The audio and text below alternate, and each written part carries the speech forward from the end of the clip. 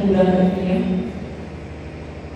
आज काव्य का 50 को पढ़ने से पूर्व दोनों हाथों को जोड़ती हुई भगवान रघुनाथ महावीर स्वामी को नमस्कार करते हुए दोनों हाथों को जोड़ी त्रियोगपूर्वक मंगलाचरण का पाठ करेंगे। शिव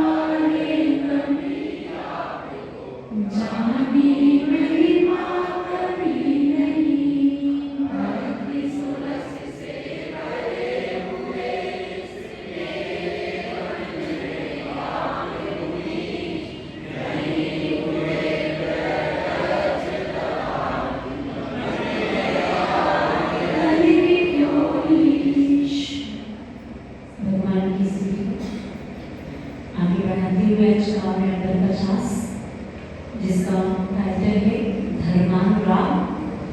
अगर आप भगवान की भक्ति में, धर्म में अपना राग बढ़ाना चाहते हैं तो आप इस काव्य का पाठ कर सकते हैं। पूज्य स्मृत है कि भगवान, मैंने आपको पहले कभी नाम भी नहीं सुना, कभी आपको छुआ नहीं, और ना ही भगवान वास्तव में मैंने कभी आपकी महिमा को जाना। भगवान, मैं व्यवहार में ये सब कार्य करता हुआ दिखाई देता हूँ, लेकिन वास्तव में अगर मैंने आपके दर्शन किए होते तो आप एक बात पढ़ते हैं, दर्शन का फल क्या हो। चित्र छाया में एक बात आती है, जो आज समाधि भक्ति पढ़ते हैं, भावना कि भगवान गौतम दर्शन का फल सम्यक दर्शन गौतम ने पाया। ये पंक्तियां नहीं है कैसे? तो जो जिन आचार्य परमेष्ठी ने इसकी रचना की है, आचार्य श्री विनोद सागर महाराज ने। उस पंक्तियों में कुछ पंक्तियां और भी हैं जो शायद आपने ना सुनी हो, इसकी और भी पंक्तियां हैं। आगे की पंक्तियां क्या है इसकी? दर्शन काफिल सम्यक दर्शन गौतम ने पाया, ऐसा दर्शन पाने को प्रभु मन मेरा ललचाया। जैसा है और ये पंक्तियां थोड़ी सी स्पष्ट है, प्रिंट में नहीं है, इसलिए आपको शायद पढ़ने में ना मिली हो। तो गौतम गढ़धर में भगवान आपके दर्शन का फल क्या पाया? आपने सबने पढ़ा है, सुना है कि जब गौतम गढ़धर जब वो ब्राह्मण थे, जब मान स्तंभ को देख के उनका मान गलित हुआ और भगवान के दर्शन से हमें क्या प्राप्त हुआ? पढ़ते हैं, सुना है। गौतम गढ़धर को भगवान के दर्शन करते ही सम्यक दर्शन की प्राप्ति हो गई। पहले मान दशा गलित हुई, उसके बाद भगवान का दर्शन करके, तो वास्तव में दर्शन का फल क्या? एक हैकु है, गुरु दर्शन से निज दर्शन हो तो दर्शन सफल। हैकु समझते हैं? एक जापानी कविता होती है, जापान देश की छोटी सी कविता है जिसमें 17 अक्षर होते हैं। अच्छा, श्री के हैकु सुने ना? 3 पंक्तियां होती हैं, पहली पंक्ति में 5 अक्षर होते हैं, दूसरी पंक्ति में 7 और तीसरी पंक्ति में 5 अक्षर होते हैं। आचार्य महाराज ने इसको बनाना शुरू किया था। छोटी सी 17 अक्षर के माध्यम से आप एक अपने पूरे मन की बात कह सकते हैं। ऐसी सामर्थ्य उस हाइकू में होती है। तो उस हाइकू में क्या लिखा? प्रभु दर्शन से, गुरु दर्शन से निज दर्शन हो तो दर्शन सफल, तो दर्श सफल। वास्तव में अगर जिन्हें भगवान के दर्शन करने से आपके अंदर कुछ गलित हो रहा है, तब आप समझना भगवान आज मेरा दर्शन करना सफल हुआ। दर्शन करने के बाद भी अगर आपकी कषायों में, आपकी वासनाओं में कमी ना आए, तो समझना भगवान मात्र मैंने आपके दर्शन कर तो लिए, लेकिन दर्शन का अर्थ जो वास्तव में होना चाहिए वो गणित नहीं हुआ। मैंने आपको बस देख लिया, इसको देखना कहना। दर्शन किसको कहेंगे? जिससे हमारे अंदर सम्यक दर्शन का भाव आ जाए। कोई आप अच्छा किसी पदार्थ को, वस्तु को देखते हैं तो आपको लगता है ना ये वस्तु मेरी हो जाए, मैं इस जैसा हो जाऊं। कोई अच्छी जब पिक्चर में एक्ट्रेस को देख लेते होंगे, पुरुष जब किसी हीरो को देख लेते होंगे अच्छा, तो कैसा लगता है? मैं भी बस इसकी जैसी शक्ल मेरी भी हो जाए, इसके जैसा सुंदर। आपको उसको देखने के बाद कैसा भाव आया कि मैं भी इस जैसा हो जाऊं? श्री जी को देखने के बाद कभी ऐसा भाव आया कि मैं भी इस जैसा हो जाऊं? तो वास्तव में समझना अभी हमारा दर्शन पूर्ण नहीं है। दर्शन की पूर्णता तब होगी जब भगवान को देख के विचार आए। क्या है? एक भावना उस दिन बताई थी कि दर्शन करते समय पंक्तियां पढ़ लिया करो। 2 पंक्तियां बताई थी, याद है कुछ? मर्यादा हुई 24 घंटे की पूरी।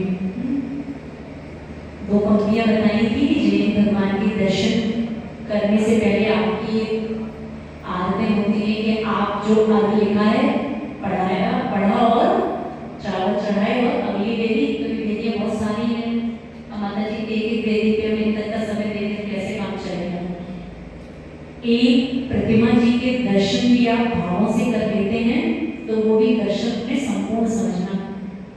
करना तो सारे वेदी के ही, लेकिन मन में ऐसा विकल्प हो कि हम एक वेदी पर कितना समय दें, तो समय एक वेदी पर दो और सब वेदियों की क्या कर लो? दर्शन कर लो।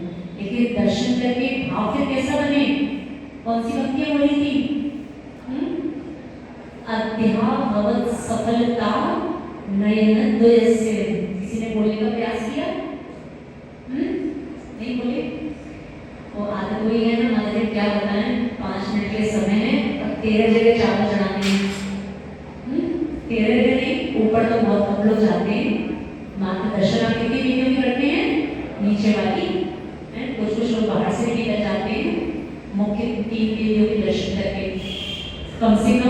दर्शन के बाद इतना बोलना सीख लो, जिस समय आप दर्शन करते हैं बस हिंदी में बोलना सीख लो। संस्कृत नहीं आती, दर्शन पाठ नहीं आता, बस कोई बात नहीं, अपनी टूटी फूटी भाषा जो आपको आती है उसमें इतना बोलना सीख लो, भगवान आज मेरा ये दिन, आज मेरे 2 नेत्र सफल हो गए जो मैंने आज आपके दर्शन कर लिए। क्योंकि भगवान, मुझे नहीं लगता कि संसार में सभी जीव इतने पुण्यशाली हैं जिनको आपके रोज दर्शन, ये पुण्य तो आज मेरा था कि मुझे आपके दर्शन मिल गए।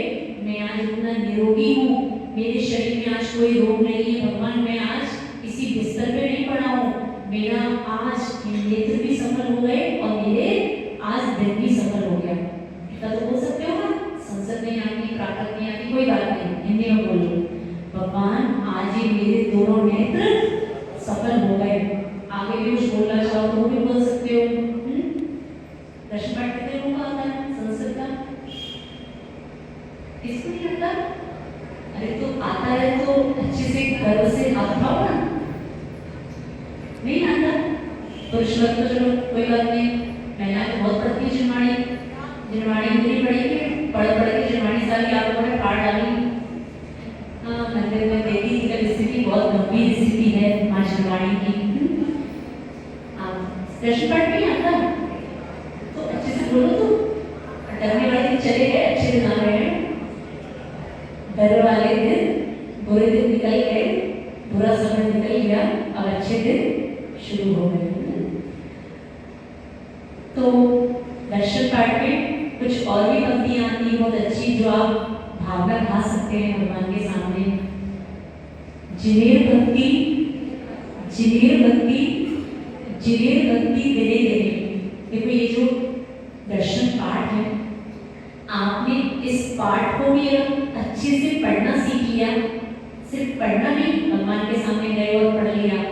आपने इस दर्शन पाठ को पूरा, जब आपको बड़ा लगता है कोई बात नहीं, आप इसकी कुछ पंक्तियों को भी बोलना सीख गए, तब लगना वास्तव में आज हमने भगवान के दर्शन करना सीख पाए।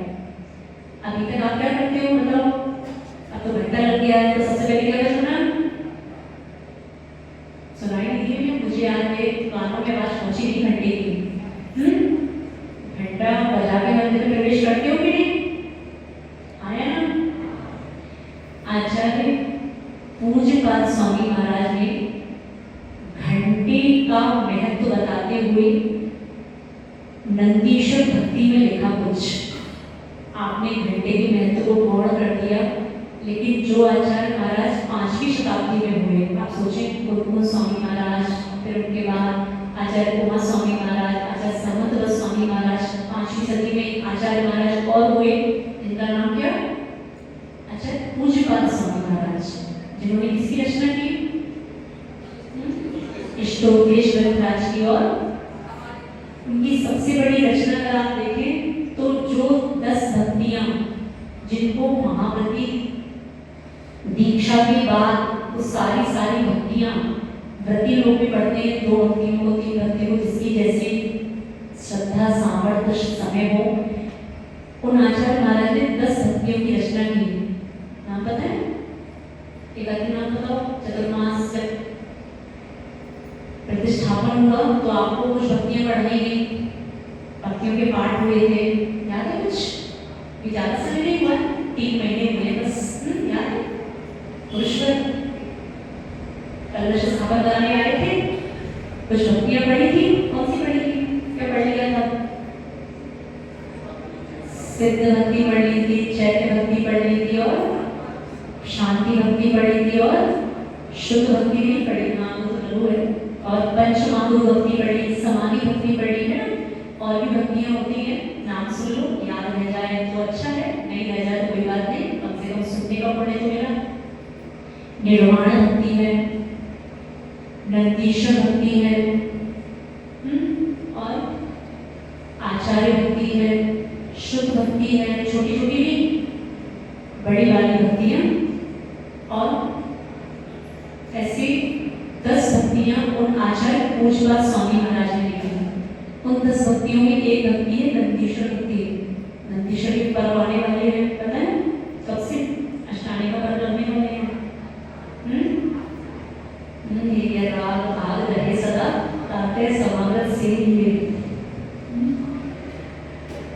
हाँ, तो उस नंदीश्वर मुक्ति आचार्य पूछला स्वामी महाराज ने लिखा 8 नवंबर से दिवाली के बाद करने वाले हैं। तो उस नंदीश्वर मुक्ति ने आचार्य महाराज ने क्या लिखा, 2 पंक्तियां सुनने का प्रयास करें, तब समझ में आएगा आपको। प्रत्येक सामग्री की, प्रत्येक उपकरण की मंदिर में अपना अपना क्या महत्व है। वहां पे आचार्य महाराज ने लिखा, ब्रह्मा राप्त कलशा ध्युपकरण रस्ट शतकर संख्याने प्रत्येकम चित्र गुणे कृत झण झण निनद विगत घंटा जाले। आप सोचें, जो आचार्य पूज्य स्वामी महाराज जिनका ज्ञान इतना उत्कृष्ट है, जिनका ज्ञान इतना श्रेष्ठ है, 5वीं सदी के आचार्य हुए, वो किसका वर्णन कर रहे हैं, किसका, घंटे का, कि मंदिर में क्या होना चाहिए, चैत्यालयों में क्या क्या होता है। अब कृत्रिम चैत्यालय जो बने हुए हैं तीनों लोक में, उन चैत्यालयों में क्या है, 1008 प्रातिहार, 108 प्रातिहार। आप कितने रखते हो यहाँ पे, एक पेयर रखते हो ना, हाँ, ऐसे वहां पे 108 प्रातिहार रखने का क्रम होता है कृत्रिम चैत्यालय में। और घंटा की ध्वनि से वहां के स्वर अकृत्रिम चैत्यालयों के गुंजायमान होते हैं। किससे, घंटे से। घंटे का महत्व आप समझ के इस अनुसार देखें कि हमेशा इस बात का आचार्यों ने भी, मुनि महाराजों ने, सबने इस बात का एक प्रमुख स्थान दिया कि जब भी आप मंदिर में प्रवेश करें, सबसे पहले आपके द्वारा बजाए हुए घंटे की ध्वनि उस मंदिर में उत्पन्न होनी चाहिए। क्या आप प्रवेश करें तो प्रवेश में आप जो भी बोलते हो निश्चय, अपना निश्चय निश्चय, अब आप क्या करें, अब आप सबसे पहले जो घंटा आपके मंदिर में लगा हुआ है, आप उस घंटे को बजाएं। उस घंटे से निकलने वाली ध्वनि वो इतनी शुभ ध्वनि, अच्छी ध्वनि होती है कि उससे बहुत सारे कारण बताए कि घंटा क्यों बजाना।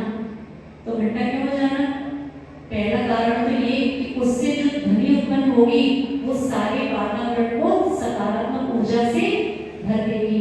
दूसरा, आप घंटा बजाएंगे, प्रत्येक श्रावक मंदिर में घंटा बजाते हुए प्रवेश करेगा। बाहर निकलने वाला श्रावक अगर वो वहां से निकलता हुआ जा रहा है, कोई भी जीव, उसको लगेगा यहाँ पर क्या है, यहाँ पर भगवान का जिनालय है, और वहां पर जरूर उसकी श्रद्धा बढ़ेगी और वहां पर वो सिर झुकाते हुए जाएगा।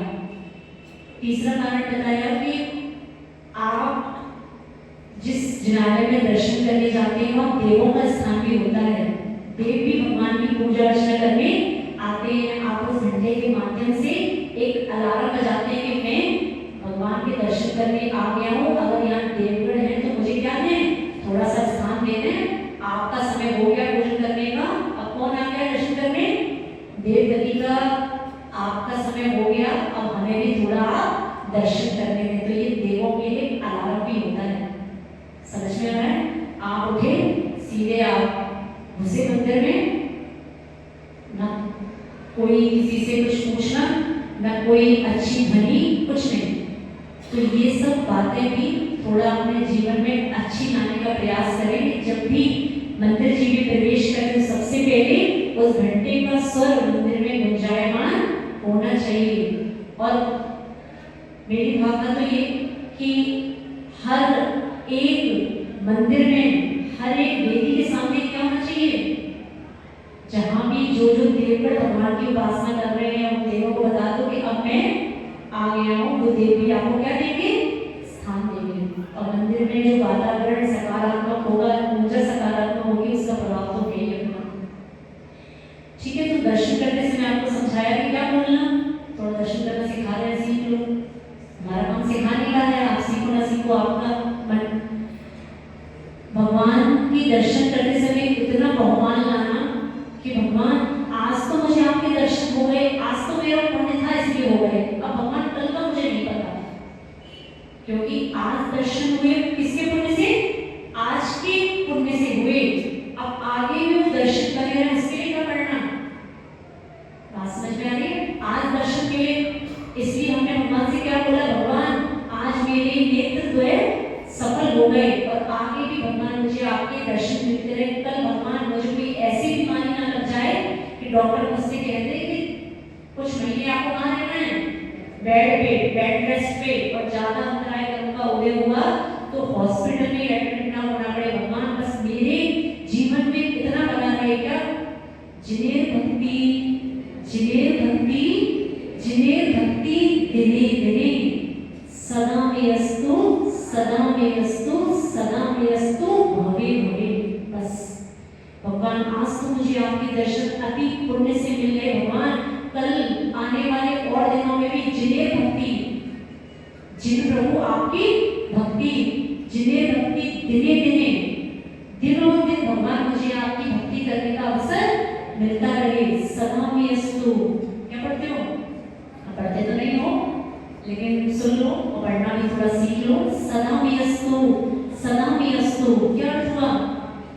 सदा में अस्तु, मेरे पर ये सदा रहे, हमेशा ये कृपा, हमेशा ये जो सौभाग्य मुझे मिल रहा है, सदा में अस्तु, ये मुझ पर सदा रहे, मुझ पर ये सदा रहे। एक बार नहीं बोला, कितनी बार बोला? सदा में अस्तु, सदा में अस्तु, सदा में अस्तु। भगवान अगर आप एक बार ना सुन पाए हो, भगवान दोबारा सुन लो। भगवान दूसरी बार में ना सुन पाए हो तो आप तीसरी बार सुन लो, लेकिन भगवान आप सुन लो। मुझसे जीवन में कुछ भी छूट जाए, मेरा परिवार छूट जाए, बच्चे छूट जाए, गृहस्थी छूट जाए, दुकानदारी छूट जाए, लेकिन क्या नहीं छूटे भगवान? बस भगवान ये सब वस्तुएं तो मुझे मेरे कर्म के संयोग से मिली हैं, ये सब छूटेंगी। कोई जीव संसार में अजर अमर, ना आप ना आपका परिवार, आपके पास रहने वाला है सदा के लिए। तो क्या? जिन्हें भगवान की भक्ति। ऐसे ऐसे जीव कोरोना काल में देखे गए, दो प्रकार के जीव उस कोरोना काल में देखे गए, जिनका परिवार का सदस्य जानने के बाद जो सम्यक ज्ञानी जीव थे उनकी श्रद्धा भगवान पे और बढ़ी, और जो मिथ्या ज्ञानी जीव थे उनकी श्रद्धा भगवान से पूरी की पूरी हट गई।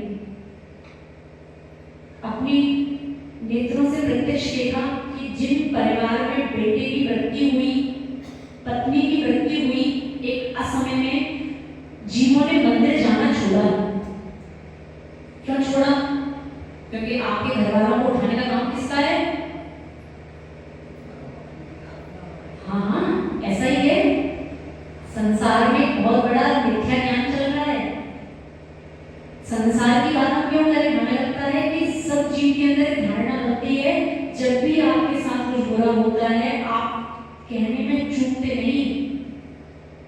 आप विचार करके देखें, जब आप बमी वाले घर में जाते हैं, ऐसी वाली बमी नहीं, 80 साल वाले दादाजी की नहीं, 20 साल के पुत्र पुत्री, 50 साल की घर की बहू जब असमय में मरण को प्राप्त होती है तो आप कहने में चूकते नहीं। बहुत गलत किया भगवान ने। आप बताओ, विचार करके देखिए कि आपके मुंह पर ये शब्द नहीं आ जाते? आना चाहते, आप चाहते नहीं, आ जाते, वो बात की बातें हैं, लेकिन आपके मुंह पर ये शब्द आते हैं कि नहीं? भगवान गलत कर दिया।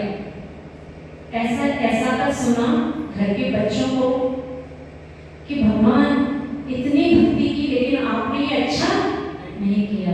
भगवान इतने फुर्सत में हैं कि किस किस को उठाना है, एक रजिस्टर मेंटेन है ऊपर, जैसे बच्चों की पाठशाला का आपने रजिस्टर बनाया और टीचर्स ने तो रजिस्टर मेंटेन करते हैं ना, कौन आया। तो ऐसे ही भगवान इतने फुर्सत में है, उन्हें अपने सुख से कोई मतलब नहीं। उन्हें पढ़न, दर्शन, ज्ञान तो बाद में देख लेंगे, पहले क्या करते हैं? रजिस्टर मेंटेन करते हैं कि इनकी घरवाली को उठाना है और इनके दादाजी को उठाना है। ये काम किसका?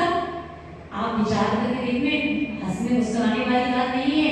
जब हमारे घर का कोई जीव जाता है, हम भले ही ऐसे ऐसे जीव भी, मुजफ्फरनगर की घटना है कि एक बेटी ने मंदिर आना बंद किया, जबकि वो पहला अच्छा उसका श्रद्धान था। पूछा गया उससे, बेटा मंदिर आना बंद क्यों कर दिया? बोलते हैं कि पापा ने इतनी पूजा की, पापा रोज अभिषेक करते थे दीदी, लेकिन कोरोना काल में सब कुछ किया, लेकिन भगवान ने ऐसा उनके साथ क्यों किया? अरे तब समझ में आता है कि ज्ञान आपका कहाँ चला गया।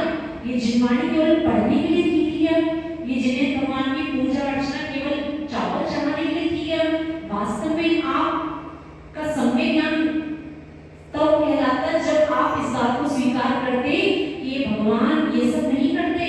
ये सब कौन करता है? हमारे ही कर्म। अपने कर्म सिवाय जीव को कोई न फल देता कुछ भी पर देता है। यह विचार तज स्थिर व छोड़ प्रमादी बुद्धि। अच्छा, अमित स्वामी महाराज क्या कह रहे हैं कि ये कहना छोड़ दो कि दूसरे की वजह से तुम्हें फल मिला। आप तो दूसरे की वजह से नहीं, आप तो सीधा किस पर टारगेट किसको बनाते हो? छोटे बड़े लोगों को नहीं, पड़ोसी को नहीं, टारगेट किसको? सीधा टारगेट सीधा जिन्हें भगवान को। हम दोष पड़ोसी को नहीं देते, हम दोष किसको देते हैं? सीधा तीन लोग के नाम जिन्हें आप कहते हैं उनको दोष देते हैं कि जब ऐसी वाणी आपकी सुनने में आती है तब लगता है अहो जीव, इससे बड़ा आपका मिथ्या ज्ञान क्या होगा जो आपने किसी की मृत्यु होने पर दोषी किसको ठहरा दिया। तो ऐसा कहना छोड़ दो। ऐसा कहने में आता है कि भगवान महिलाएं भी पुरुष सब देखते हैं, सब दिखाई देने में आता है हम लोगों को कि जब घर में कुछ ऐसा घटित होता है तो सीधा भगवान ये अच्छा नहीं किया, ये कुछ नहीं करते। ये मात्र क्या करते हैं? ये मात्र अपने दर्शन ज्ञान स्वभाव में रहते हैं। इनके पास इतना समय नहीं है, ना आपके ये सुख आपको देते हैं, ना ये आपके दुख दूर करते हैं। दुख दूर नहीं करते और आपको करता कौन है? फिर मंदिर क्यों आना? जब भगवान कुछ कर नहीं रहे तो इससे अच्छा तो हम आए ना। आपको पहले भी बताया ना, भगवान सुख दुख नहीं देते, भगवान ना सुखी बनाते ना दुखी बनाते। इनकी भक्ति से आपको सुख मिलता है।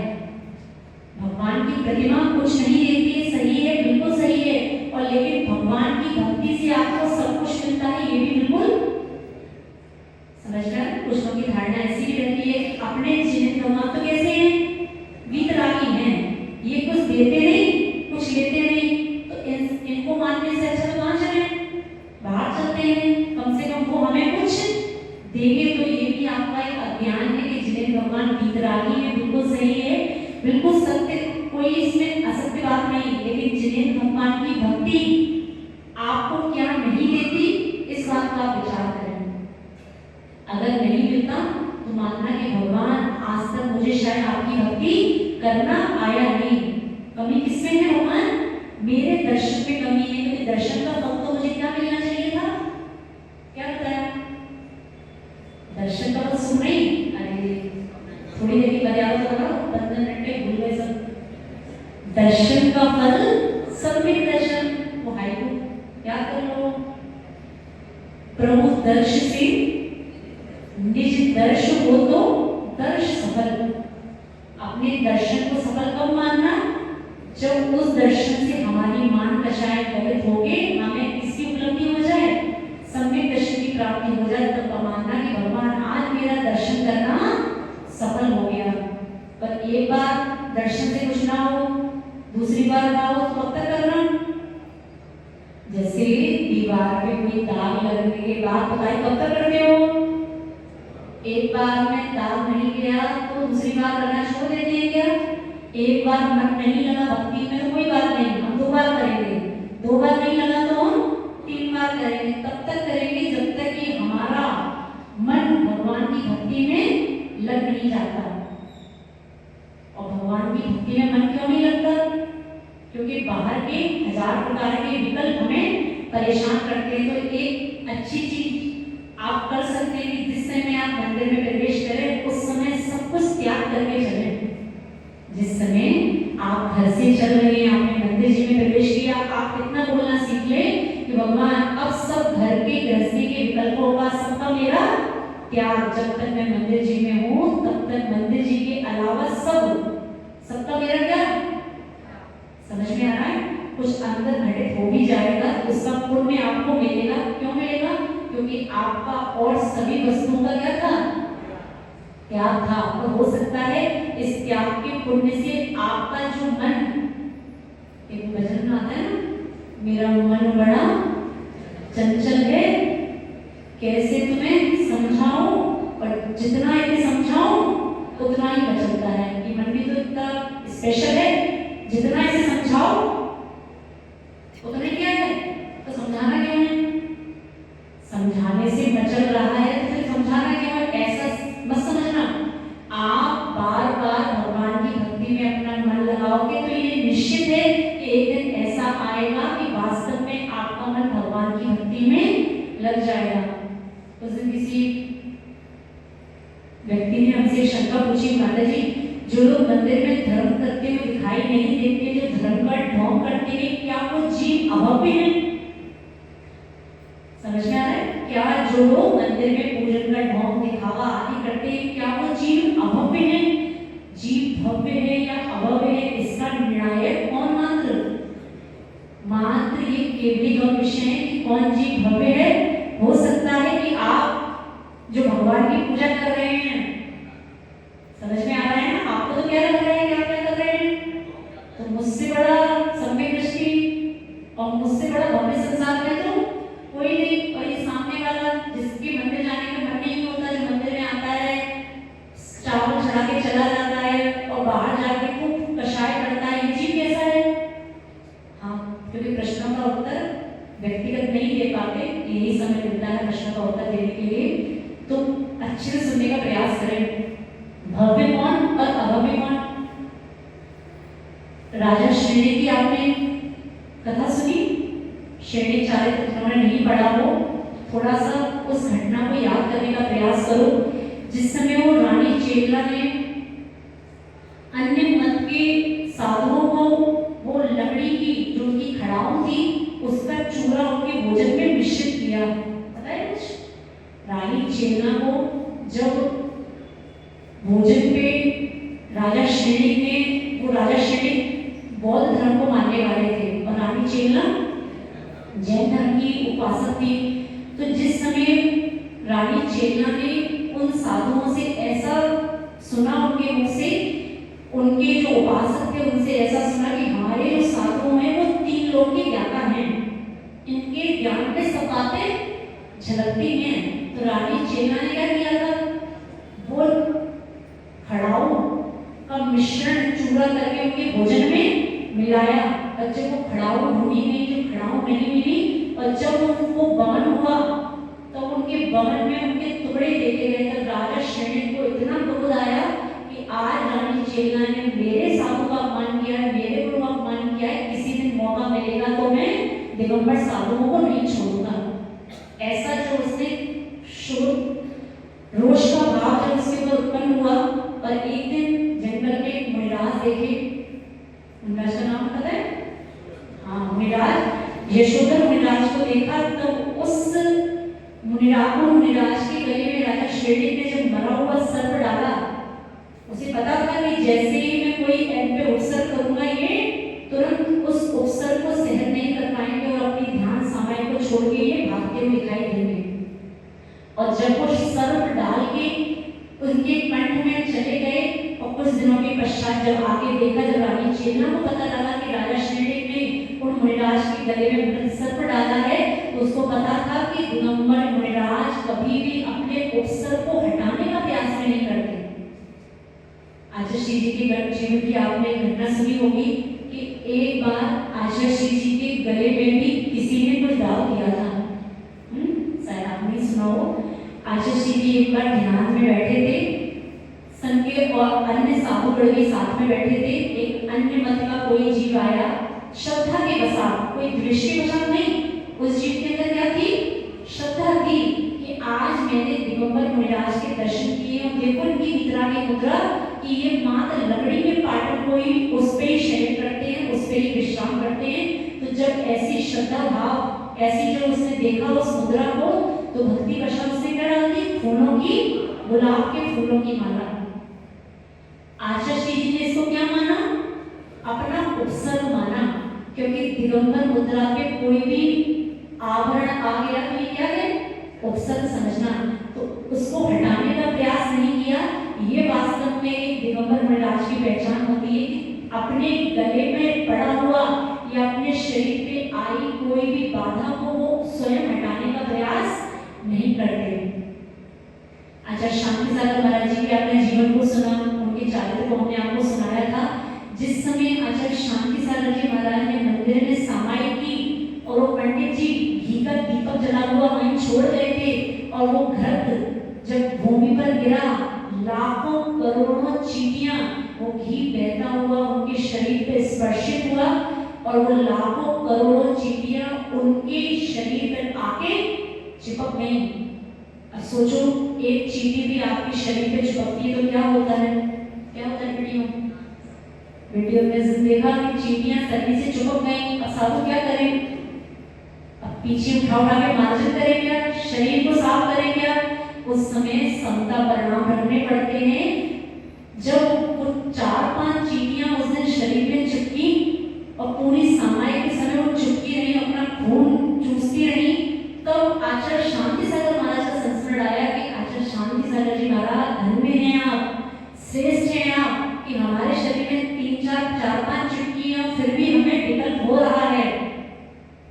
साधु हैं, पंचमकाल है, हीन सहजन है, भले ही प्रयास पूरा करते हैं कि भगवान हम अपने तन को हिलाएंगे नहीं, ये चींटियां जो कर रही हैं इनको इनका काम करने देंगे, लेकिन इतना भी तो दशा नहीं बन पाती कि उसका महसूस ही ना हो।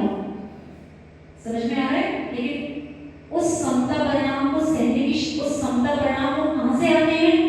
वो समता परिणाम आते हैं अपने आचार्य पूर्वाचार्यों से, जो उस समय चिंतन किया कि आपके शरीर में तो लाखों चींटियां चिपकी थी, आचार्य परमेश्वरी आपने कैसे उस अवसर को सहन किया होगा। देखने वाले बताते हैं कि जब आचार्य शांति सागर महाराज जी को सुबह देखने आए तो उनका शरीर काला, उनके शरीर को देख के ऐसे लग रहा था जैसे किसी ने काली चादर उनके शरीर पर डाल दी हो। आप विचार करके देखें क्या स्थिति रही होगी उस समय कि जब एक दिगंबर मुद्रा पे लाखों चींटियां चिपकी हुई हैं और उन मुनिराज ने अपनी सामाई न छोड़ते हुए जैसे रात में देखा उस पंडित जी ने, सुबह भी उन मुनिराज को उसी अवस्था में पाया।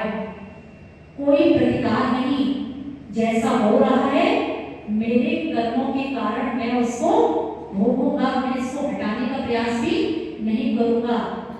समझ में आ रहा है? तो जब राजा श्रेणी ने वो अवसर किया, रानी चेतना ने देखा, जब उनको पता लगा तो दौड़ती हुई उस जंगल की ओर गई जहां पर मुनिराज यशोधर बैठे थे, और मुनिराज को देख के रानी चेतना की आंखों से अश्रु की धारा फूट पड़ी, क्योंकि सर्प जब मृत सर्प शरीर पे पड़ा होगा तो वहां पे क्या होगा? चींटियों का डेरा डलेगा कि नहीं? तो जब उस अवसर को रानी चेतना ने देखा, राजा श्रेणी ने भी देखा, तो उस राजा श्रेणी को विचार आया वास्तव में रानी चेतना सही कहती थी कि दिगंबर मुनिराज इतने समताधारी होते हैं कि वो अपने दृढ़, उनके अंदर व्रतों की दृढ़ता, अपनी सामायिक की दृढ़ता इतनी अधिक होती है कि वो अवसर को भी हटाने का प्रयास नहीं करते। आप विचार करके देखें, इतनी समता कहना तो सरल है, विचार करके देखो शरीर पे जब एक मक्षर का टंग लगता है तो शरीर माला की हाथ की आप लोगों के लगता छूट जाती होगी। माला का मन का तो बाद में बढ़ा लेंगे, पहले किसको देख लें? इनको निपटाते हैं, पहले उड़ाते नहीं है, निपटाते हैं, क्योंकि बार बार भी जब कोई परेशान करता है फिर उड़ाने का भाव नहीं रह जाता होगा। मुझे नहीं लगता कि बार बार जब वो दंश मशक्कत से आप लोग सहते होंगे तो फिर वो उड़ाने का भाव रह जाता होगा। फिर तो पहले इसका काम तमाम करेंगे, आगे की माला बाद में। तो उन मुनिराज से इस बात का विचार करके देखना कि कैसे कैसे वो समताधारी मुनिराज रहे। तो राजा श्रेणी ने जब उस अवसर को दूर किया तब वास्तव में उसके उनके अंदर संवेद दर्शन का भाव प्रकट हुआ, और वो राजा श्रेणी, अब आप बताओ जिस समय उनपे मुनिराज के अवसर राजा श्रेणी के द्वारा किया, आप उनको क्या कहेंगे? भव्य या अभव्य? अब बताओ आपकी दृष्टि में कौन? बोलो तो राजा श्रेणी। ये इससे बड़ा मिथ्या दृष्टि तो इस वास्तव में अभव्य जीव ये होता है। आपकी दृष्टि में कौन है वो? आगे जाके कौन बना? वो कौन बनेगी? भविष्य काल की 24 के प्रथम तीर्थंकर कौन बनेंगे? और आप उस समय पे वो आपके मन में कैसा भाव आया होगा कि ये कौन है? जब मंदिर में जिन व्यक्तियों को ऐसे लोगों को आप देखते हैं तो आपको कैसा लगता होगा? ये जीव अभव्य है। समझ रहा है? जिज्ञासा करने वाले भी इस चीज को अच्छे से समझें कि हमें जो जीव की परिणति दिखाई देती है वर्तमान में, नियम हो या ना हो बात की बात है, लेकिन हो सकता है कि आगे इस जीव के परिणाम इतने सुधर जाए कि मैं तो सम्यक दृष्टि से मिथ्या दृष्टि हो जाऊं और ये जीव संसार से मोक्ष हो जाए, इसका ये सिद्ध शिला पर विराजमान हो जाए, ये सिद्ध परमेश्वरी बन जाए और मैं कहाँ रह जाऊं? मैं संसार में रह जाऊं। तो अपनी धारणा को, अपने इन विचारों को थोड़ा सा परिवर्तित करने का प्रयास करें। कोई व्यक्ति अगर आपको आज वर्तमान में दिखता है पूजा पाठ नहीं करता, ये जिन भगवान की अभिषेक नहीं करता, माता जी ये ऐसा है, ये महाराज को आहार नहीं देता, कोई बात नहीं, आज उसका समय ऐसा है, उसके परिणाम नहीं बन रहे। जिस दिन उसका वो अच्छा समय आएगा, जिस दिन उसको साधु की संगति मिल जाएगी, जिस दिन उसको साधु के प्रवचन में कोई ऐसी बात मिल जाएगी जिससे हो सकता है नियम से उसका क्या हो जाएगा?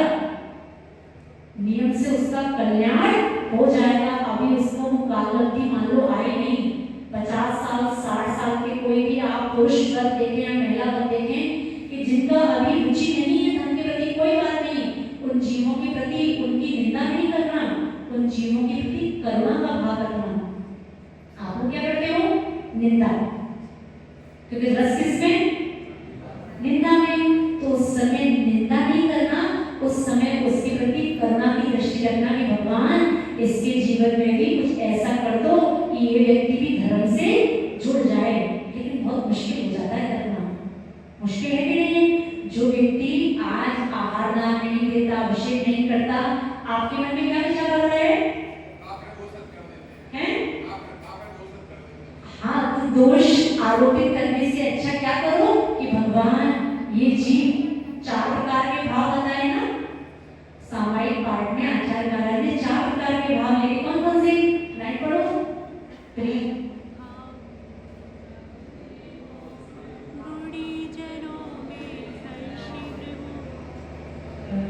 प्रेम भाव हो सब जीवों पर, गुणी जनों में हर्षित हो, करुणा शोधि बहे दुखियों पर, दुर्जन में मध्यस्थ हो। भगवान संसार के सभी जीवों से मेरा कैसा भाव रहे? मेरी भावना को मेरी बना लो, तेरी बनाओ।